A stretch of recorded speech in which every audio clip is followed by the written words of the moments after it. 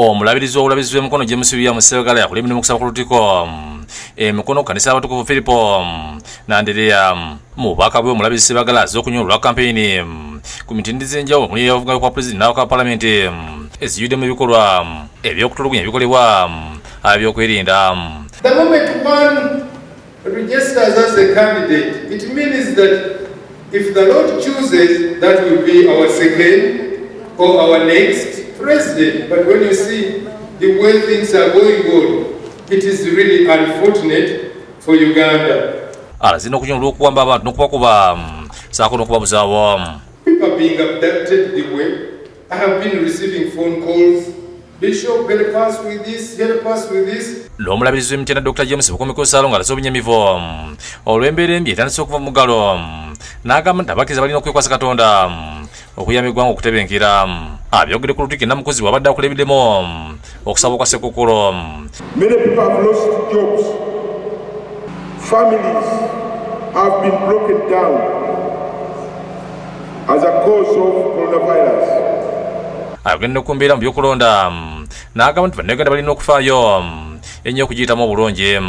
We don't know what the situation will be look like after elections because people are mixing freely when they are campaigning.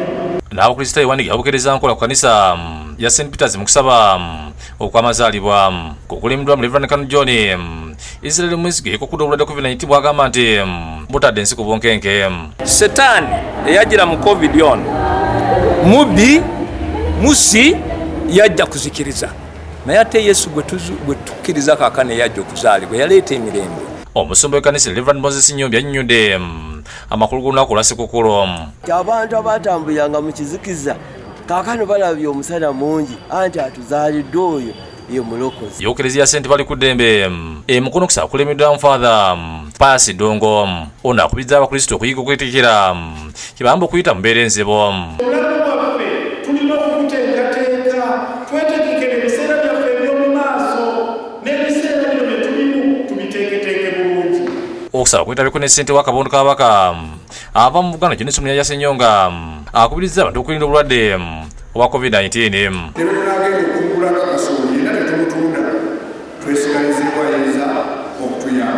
Yobana mukulu w'ekiko ky'ejja Kalooli Father Felicito Bwemba akutidde abakristo okusonyiwagana akubiriza n'abantu bulijjo okugoberera ebiragiro bya Sso mu kutangira okusaasaana kw'obulwadde bwa COVID-19. Asokulangirira eddembe nze naawe tubeere mu ddembe.